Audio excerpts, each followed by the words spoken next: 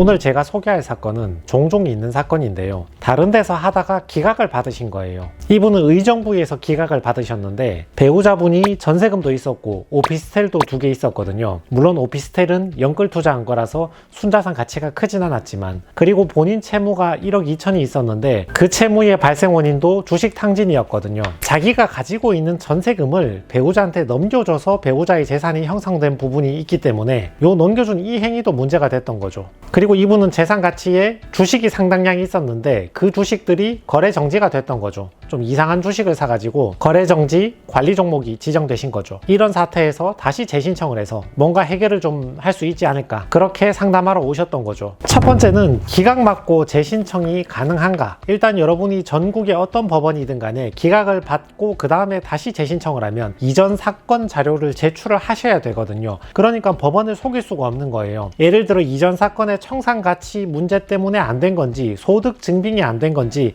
어떤 문제든 간에 그 내역들을 전부 다 새로 신청하는 법원에 제출을 해야 됩니다. 이분 같은 경우도 이전 사건에서 제출했던 개인회생, 채권자 목록, 변제 계획안 이런 것들을 이번에 신청하는 서울회생법원에 제출을 해야 했고요. 그 전에 의정부 법원에서 이 사건 신청을 기각한다라는 취지의 개인회생 기각 결정문도 제출을 해야 됩니다. 그리고 서울회생법원에 신청하자마자 서울회생법원은 기다렸다는 듯이 이전 사건하고 지금 사건을 비교한 도표 내역을 제출하게 하거든요. 거기 내용을 보시면 종전 사건의 기각을 받았다면 그 사건의 채권자 목록, 재산 목록, 수입 지출 목록, 변제 계획안, 보정 권고 등을 전부 다 제출해라. 이전 사건이 왜 기각이 됐는지 재산 소득 관계를 다시 파악해 보려는 거죠. 그리고 이전 사건과 지금 사건의 소득, 부양가족, 청산가치, 월 변제 예정액, 변제율 등을 다음 도표와 같이 정리하라. 이전 사건에 비해서 지금 변제금을 내려서 신청하는 건지, 소득이 낮아진 건지, 갑자기 부양가족을 더 주장하는 건지 양쪽의 도표로 일목요연하게 비교를 하려는 것입니다.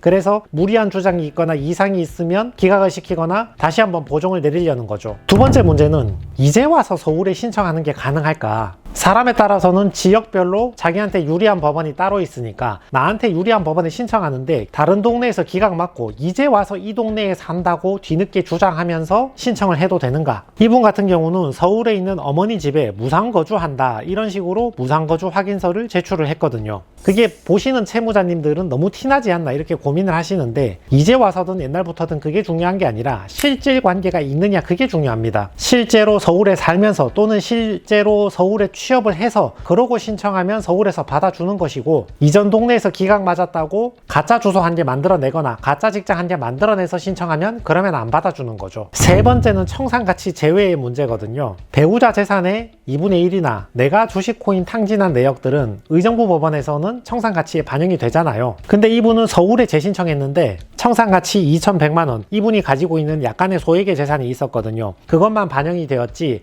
1억 넘게 탕진했던 주식 내역은 청산가치에 반영되지 않았고, 배우자분이 가지고 있는 전세금이나 오피스텔도 2분의 1이 청산가치에 반영되지 않았습니다. 서울에 신청해서 이득을 보신 거죠. 네 번째는 배우자에게 증여한 문제거든요. 이분이 자기가 가지고 있던 돈 중에 상당량을 배우자한테 줘서 배우자의 전세금이 만들어졌단 말이죠. 서울회생법원 같은 경우도 원래 과거부터 예전부터 배우자의 재산이었다면 그걸 채무자의 재산으로 반영하지 않겠다 이런 취지이지, 내가 가지고 있는 재산을 배우자한테 바로 빼돌리고 이러고 개인회생을 신청한 경우에는 명의신탁 내지는 부인권 행사의 대상이기 때문에 일정 부분이 채무자의 재산으로 반영되는 게 맞아요. 그래서 제가 처음에 설명할 때 경우에 따라서는 채무자님의 청산가치는 최대 7,500만 원이 늘어날 수 있다. 처음에는 변제금을 낮게 신청하겠지만 나중에 상황이 나빠지면 100만 원 60개월로 풀변제 변제 계획안을 만들어서 신청해야 될 수도 있고, 그것도 부족하면 추가 소득을 구해와야 할 수도 있다. 이렇게 설명을 드리고 조심스럽게 신청을 들어갔는데 다행히 회생위원께서 넘겨준 행위에 대해서 문제를 삼지 않으시더라고요.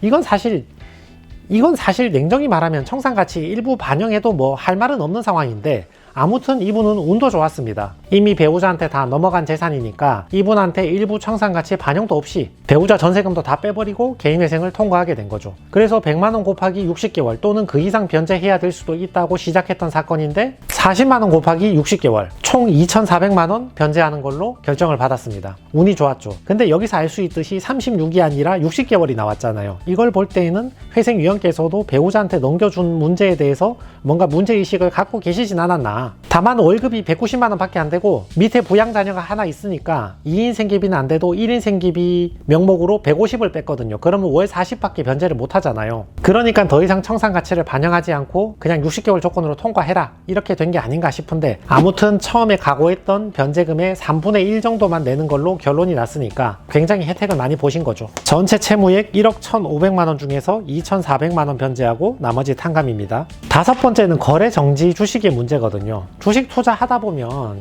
그 이상한 세력들이나 이런 데 속아가지고, 언론 기사 이런 데 속아가지고 내가 투자한 주식이 막 거래 정지되고 관리 종목으로 지정되고 이런 일이 많잖아요. 팔지도 못하는 그야말로 쓰레기 주식이 되는 거죠. 이 부분에 대해서는 법원의 명확한 기준은 보이지 않는 것 같은데, 아무튼 이 사건에서는 다시 부활할 가능성이 없는 종목이다, 이대로 상장 폐지가 될 가능성이 매우 높다, 이렇게 소명을 해서 청산 가치에서 전부 제외해버렸습니다. 보시면 이분 청산 가치는 총액이 2,100만 원이죠. 주식 코인 탕진한 거, 배우자 재산, 전세금 배우자한테 준 거, 그리고 거래 정지된 주식, 이런 것들 전부 제외된 겁니다. 이런 것들 거의 다 제외가 됐습니다.